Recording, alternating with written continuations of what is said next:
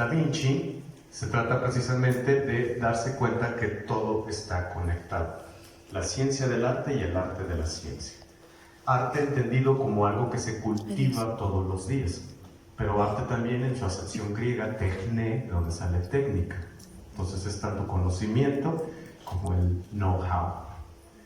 Entonces los ejes con los que expongo en este momento tienen que ver con la antropología, esto desde las narrativas ancestrales, mitos, cuentos de hadas, van a ver qué tiene que ver esto. La psicología, obviamente, desde los vínculos tempranos, y la etología y el desarrollo humano desde la cuestión de los apegos tempranos, desde donde vamos a ver que más allá de la mera alimentación fisiológica es también una alimentación emocional. Entonces, aquí está nuestro mapa que vamos a seguir. Primeramente, las narrativas ancestrales, todo esto de forma muy breve por el espacio de tiempo que tenemos. Las experiencias tempranas, que es donde entra la psicología, los apegos y el desarrollo emocional posterior, que es desde la etología y el desarrollo humano, y finalmente las ideas con las que cerraremos. Entonces, empezaremos con las narrativas ancestrales. Por lo general, cuando escuchamos cuestiones como mitología, solemos verlo como algo primitivo y por ende, Dios mío, la magia del hombre blanco me está atacando. Como lo vemos como algo de pueblo primitivo, lo entendemos como rústico, no digno de confianza, y por ende no le damos ningún tipo de credibilidad científica. Sin embargo, si lo vemos con el término ancestral, que hace referencia a nuestros ancestros, lo vamos a ver como un legado, y vamos a entender que estos cuentos son básicamente la conciencia individual y colectiva, representada a través de símbolos, de imágenes, de cosas que fácilmente se nos van a quedar y que las vamos a transmitir. Y por ende, estos eventos nos van a servir como un primer acercamiento para entender cómo que funciona esto de la mitología. ¿Okay? Entonces, ¿alguien de ustedes conoce el cuento de Hansel y Gretel? Sí, todo el mundo conoce el cuento de Hansel y Gretel. Sí. Bueno, el valor de estos cuentos es que, como lo estoy señalando ahí, es una descripción de eventos psíquicos. Vamos entonces a ver por qué Hansel y Gretel es tan importante y cuál es el terror que nos llega a causar. Si hablamos de mito o mitos en griego, que significa historia, que significa cuento, es una metáfora de una serie de situaciones. Aquí tenemos, por ejemplo, el nacimiento de la Vía Láctea, donde tenemos a Hera amamantando a Vulcano. Se supone que Vulcano, o Hefesto, su nombre griego, la muerde, y entonces él la arroja y de la leche sale la Vía Láctea. Entonces, se pone sexy esto. Ya sé que voy a parecer cachirulo. En la parte del activismo, okay. ¿Te acuerdas? Entonces, aquí podemos ver en un primer momento cómo la alimentación es un hecho divino. Sí. Y aquí tenemos distintas representaciones míticas de la cuestión de la madre, cómo la madre es tan importante, que a partir de estas Venus primitivas tenemos distintas representaciones de la misma figura, sea en la cultura céltica, sea en la griega, sea en la cristiana, o en el Asia Menor, en Egipto o en México. Estamos hablando de lo mismo, de la gran madre, la gran alimentadora. ¿Sí? Y esto como mera referencia, que nos vamos a meter a las narrativas ancestrales, Erich Neumann habla precisamente de la gran diosa y cómo esta gran diosa se puede convertir en la bruja o se puede convertir en la hada madrina, pero todos son representantes de nuestro psiquismo. ¿Sí? Aquí está lo que les había dicho, Hansel y Gretel. Bueno, ¿qué tiene que ver Hansel y Gretel con la alimentación materna? Aquí les doy la versión súper corta de Hansel y Gretel. Si ustedes recuerdan, en el cuento original, alguien manda al leñador a que a los niños los abandone en el bosque. La madrastra. ¿Quién es quien manda a los niños a que sean abandonados en el bosque? La madrastra. ¿Se fijan cómo funciona? Dijeron la madrastra. Pero es la madre. En el libro de Regina dice que es la Fíjense madrastra. cómo funciona la distorsión psíquica. Cuando en los cuentos de hadas el hombre eran tan pobres que no envejece, tenían se con qué vuelve el alimentarlos. anciano sabio, ¿no? Entonces tienes Gandalf, Dumbledore, etc. Pero cuando la mujer envejece, ¿qué se vuelve? ¿Ven cómo funciona? O sea, si ustedes vieron Valiente, Mérida no dicen va con una anciana sabia, no, es una bruja. Bilbo se encuentra con un anciano sabio, Gandalf, ¿sí? No, quien manda a los niños al bosque es la madre. Todo esto es una serie de metáforas. La madre que dice de que te mueras de hambre tú a que me muera de hambre yo, pues que te mueras de hambre tú. Y tenemos un padre distante que no es capaz de presentar oposición. Y es aquí donde empieza un simbolismo muy interesante de esta madre devoradora. Los niños son enviados al bosque y encuentran una casa de dulces, ya se lo saben. En pruebas psicológicas, la casa representa el cuerpo de la madre. Sí. La leche es vista como dulce. Lo que ellos hacen es, entonces, consumir el cuerpo de la madre. Algunas madres que tienen el temor de ser vaciadas al momento de ser amamantado su hijo, tienen esta fantasía de que el hijo se los va a comer. Entonces, ¿qué pasa? Que ellos empiezan a comer de mamá, pero la madre que no alimenta se vuelve en el inconsciente una madre devoradora. Y si se fijan, lo que la bruja quiere hacer es comérselos. Entonces, este cuento inconscientemente nos habla de las fantasías por las que transitan los niños, y lo vamos a ver en un momento más, que la madre que no alimenta es una madre devoradora en la fantasía inconsciente del niño. Ya que dejamos esto establecido como fantasías, guárdenlo ahí, lo vamos a utilizar ahorita que veamos las cuestiones del vínculo emocional temprano. Entonces nosotros como seres humanos tenemos dos formas como guardamos estas primeras experiencias en los primeros meses de vida, por raro que parezca. Una de ellas tiene que ver lo que llama Melanie Klein, una autora en psicología, una psicoanalista, recuerdos en forma de sentimientos. Dice, las primeras vivencias que tuvimos con mamá en el pecho, cómo vivimos la alimentación, quedan en forma de sentimientos. Entonces dice, cuando somos adultos tenemos a veces el sentimiento de me caigo a pedazos, me siento vacío, me siento vacía, como que algo siempre me falta. Dice Klein, eso es la forma como tú recuerdas tus primeras vivencias. O sea, por eso ese sentimiento te está acompañando. O sea, ya vi caras de, oh, Dios mío, ya sé eso. Ok. Es teoría, no dogma de fe. Y la segunda es una memoria implícita. A través del cuerpo, a través de las vivencias, a través de la contención, nos queda esta memoria de esta vivencia materna. E incluso, se fijan, esta memoria implícita nos queda cuando estamos en crisis, nos hacemos bolita.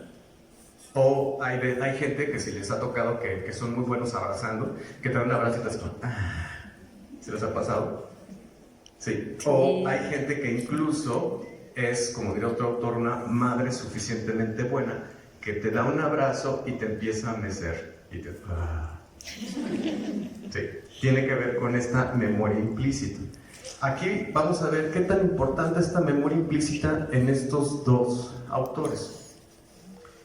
Diego Rivera es criado por una nana otomí, precisamente nana significa mamá, y este recuerdo de esta nana otomí es tan profundo que por eso en sus pinturas la está representando inconscientemente. Sí, aunque esta es Nieves Orozco, la modelo, pero siempre pinta mujeres indígenas porque está hablando de su mamá. Su madre biológica no lo podía alimentar y entonces la nana otomí, él tenía un gemelo, el gemelo muere, se lo lleva a la Sierra de Guanajuato y ahí lo cría. Por otra parte, un dato interesante de Miguel Ángel es que él tampoco pudo ser criado por su mamá. Él fue dado el encargo a una nodriza, ya sabemos, nodriza y nutrición comparten la misma raíz, y es quien le da pecho. No sé si logren adivinar cuál era la profesión del esposo de la nodriza. Les doy una clave. Trabajaba la cantera, trabajaba la piedra. Ahora, digo, si tienen curiosidad, o bueno, morbo, bueno, curiosidad científica, pueden buscar en Google Imágenes. No lo van a hacer como mis alumnos, les digo, luego saquen su celular a ver si es cierto. Y se van a dar cuenta de una particularidad de todas las esculturas de Miguel Ángel. En ellas nunca hay un contacto piel a piel de Jesús con su madre. Siempre hay un velo de por medio, como un indicador de me faltó ese contacto con mamá y estoy representando ese anhelo. Pero nunca en ninguna de las esculturas de Miguel Ángel se van a encontrar ese contacto cuerpo a cuerpo. Fíjense entonces qué tan profundo es ese vínculo que se establece, que aún en las obras queda representado.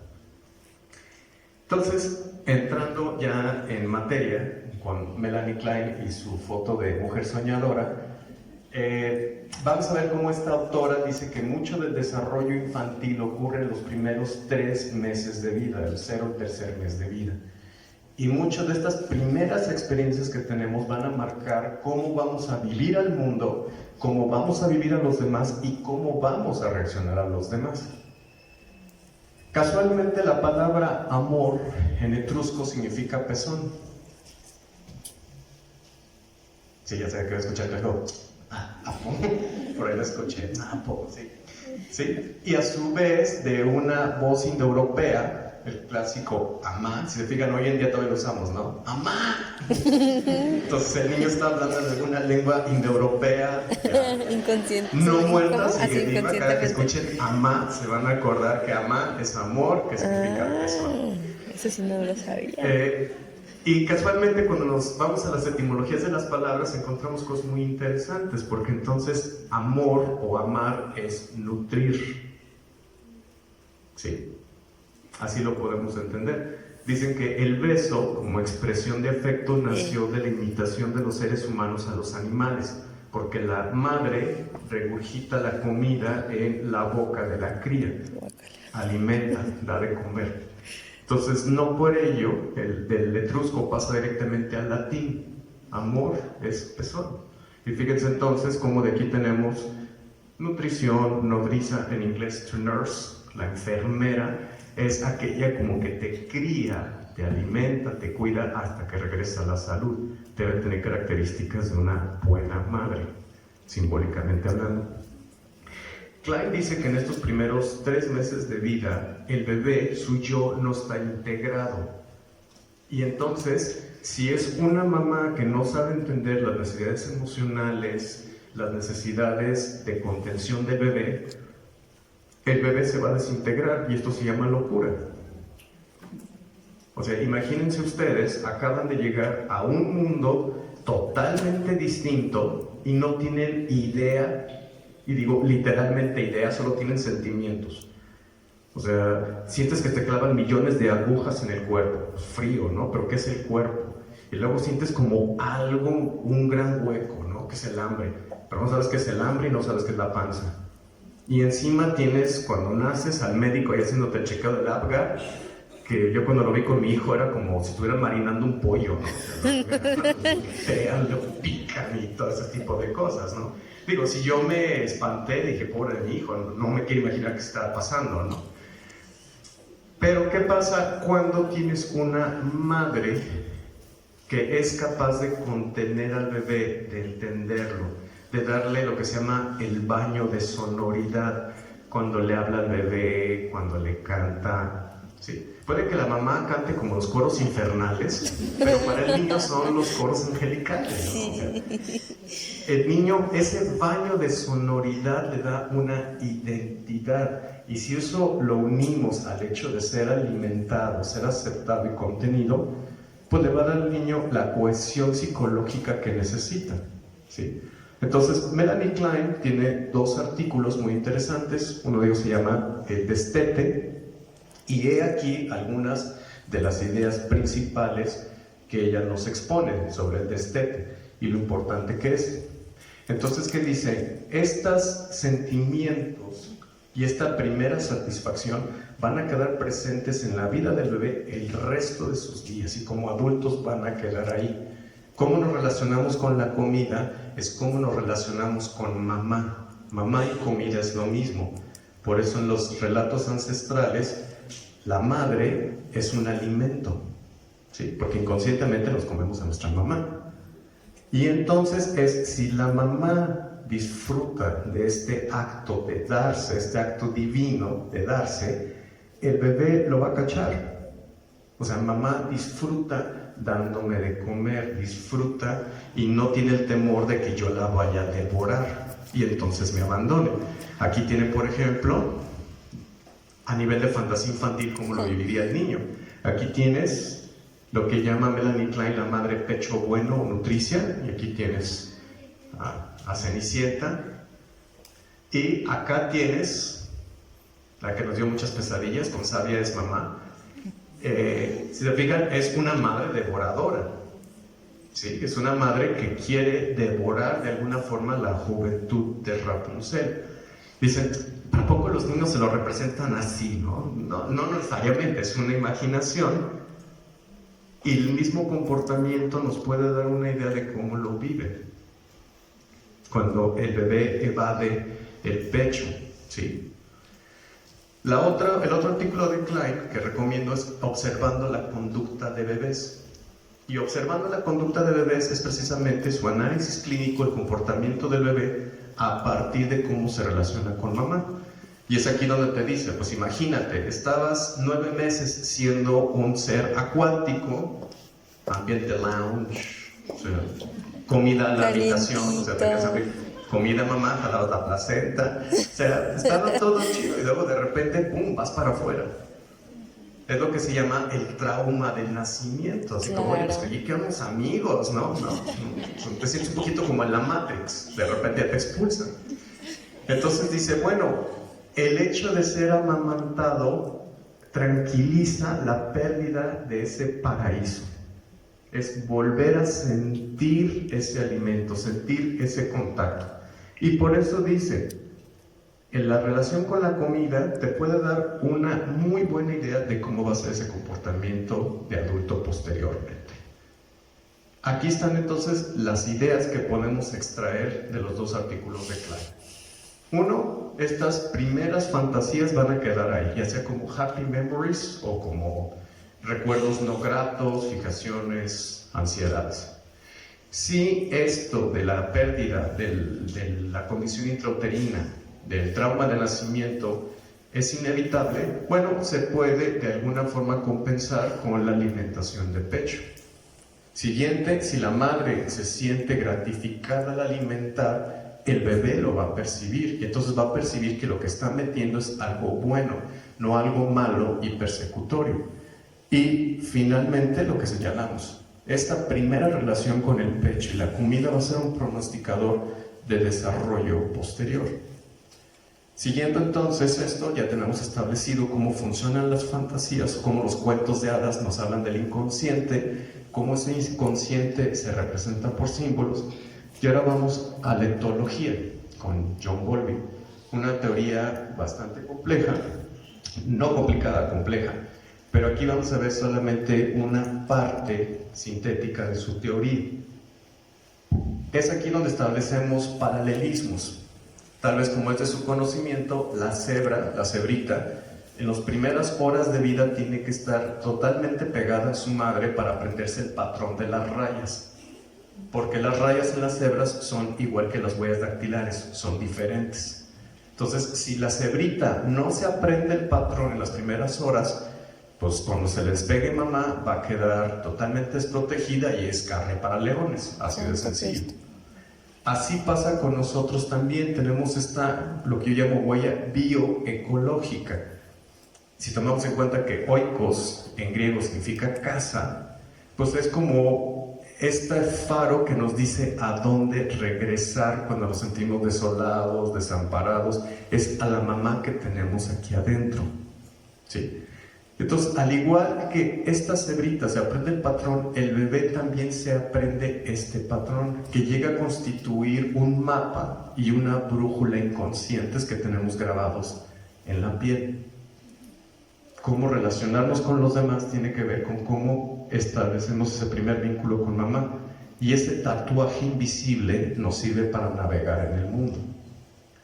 Aquí tenemos en el plano biológico, tenemos amor y tenemos agresión o miedo, huir o pelear. Y entonces esto se puede traducir en el plano psicosocial diario en el que nos movemos, amor como una necesidad de aceptación o como una adaptación o subsistencia.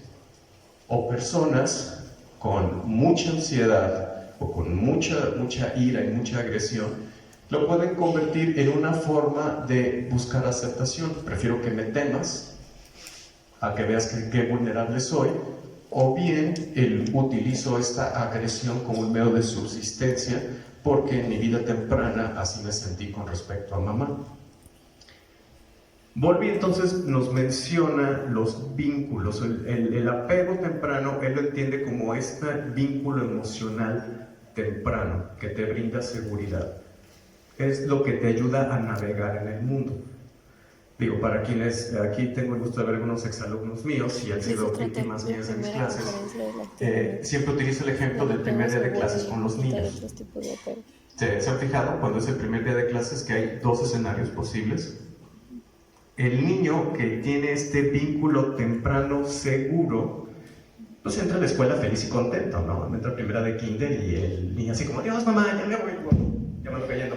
Ya me voy, mamá, sí, ya me voy a la escuela, no te apures, ya leí a Piaget, ya leí a Vygotsky, todo está bien, es normal, lo que pasa. Y el niño se mete, ¿no? Y entonces el niño en la escuela está feliz, fascinado con las crayolas. ¿Cuál es el otro escenario? Llora, es decente. No, es poseído por Satán. ¿Se acuerdan? O sea, clásico que la mamá va con la lágrima ready y el niño así como no. Y cuando entra al salón de clases o lo van a meter a la puerta, ¿qué pasa?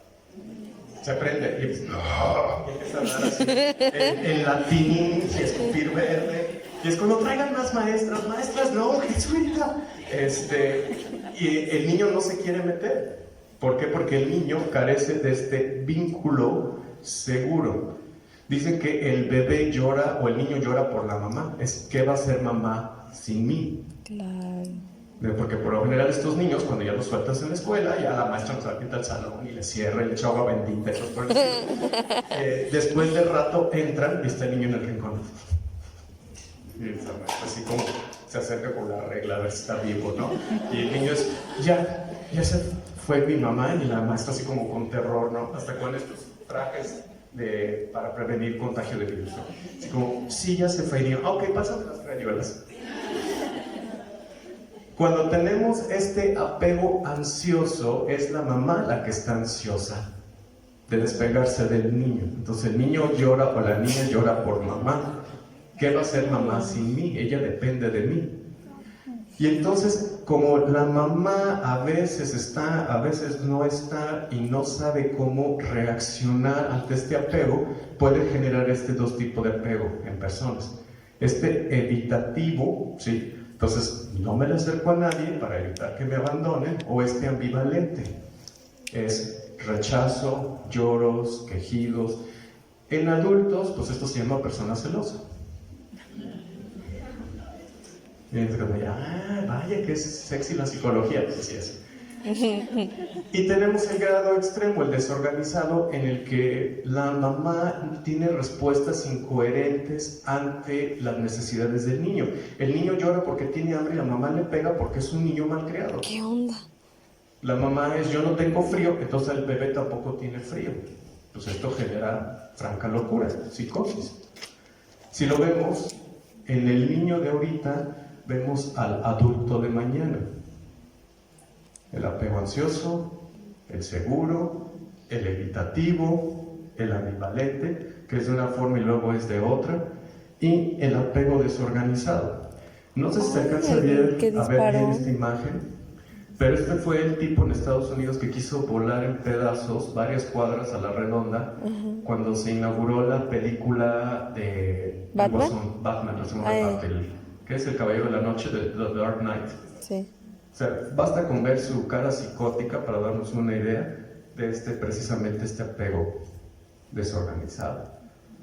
Y aquí está entonces cómo podemos traducir este apego temprano, que es alimentar, pero también contener, en una necesidad emocional, lo que es una necesidad básica, que es comer, es algo totalmente biológico.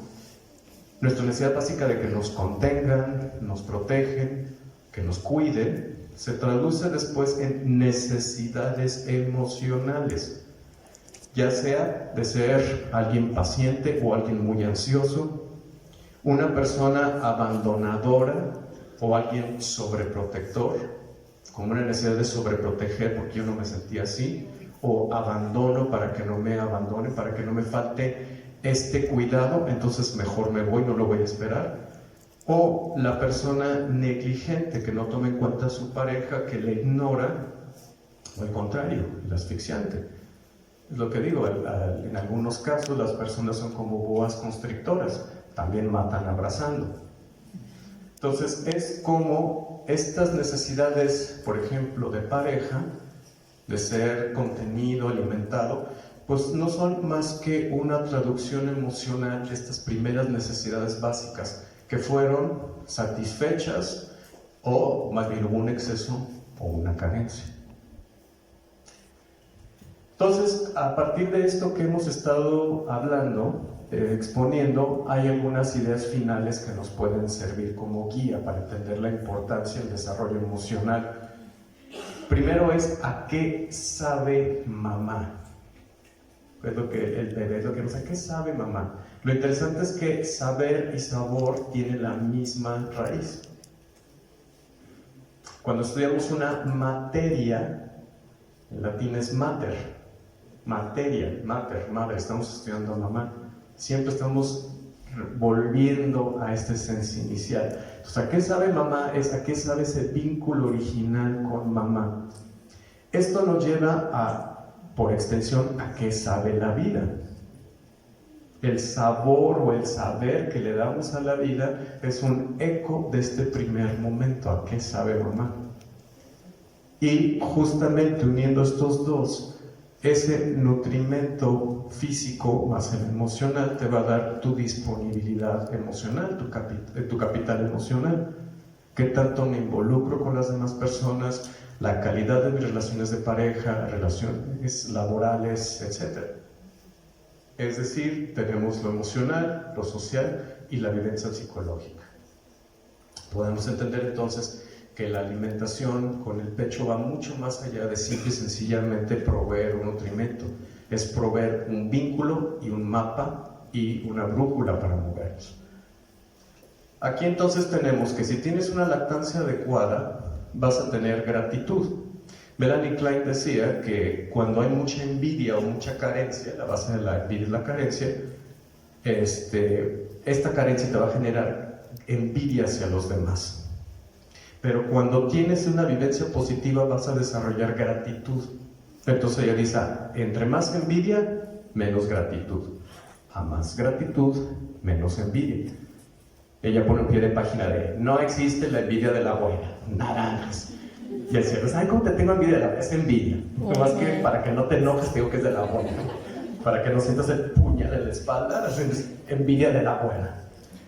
Si tienes el desarrollo de este vínculo temprano, entonces ¿qué vas a tener? Relaciones interpersonales seguras, porque tú sabes quién eres. La otra persona podrá ser como quiera, pero mientras tú sepas quién eres, cuál es tu mapa y cuál es tu brújula, no importa que la otra persona sea una lacra. Digo, si buscas en Google lacra, aparece su foto, ¿no? Entonces, aunque sea una lacra, si tú sabes quién eres, no hay problema. Y finalmente, entonces, si tienes una buena disponibilidad de recursos emocionales y de vínculos significativos, tu desempeño personal va a ser adecuado. No óptimo, va a ser adecuado. Vas a poder navegar, vas a poderte caer, vas a sentir el guamazo, pero te puedes levantar. Lo que llamamos en psicología resiliencia. Y finalmente, esto que hablaba del mapa y la brújula, si algunos de ustedes son fanáticos de Harry Potter, pensé precisamente en esta frase que ella utiliza a través de Dumbledore, en la primera parte, la piedra filosofal, cuando le dice de que su mamá se sacrificó para proteger a Harry de Voldemort. Y dice, y eso deja una marca, y es cuando él se toca en la película la cicatriz y dice, no, esa marca es el amor de tu mamá. Dice, y eso no lo puede entender Voldemort. El amor de mamá te deja una marca invisible, la que les había dicho. Es un mapa y es una brújula. Muchas gracias.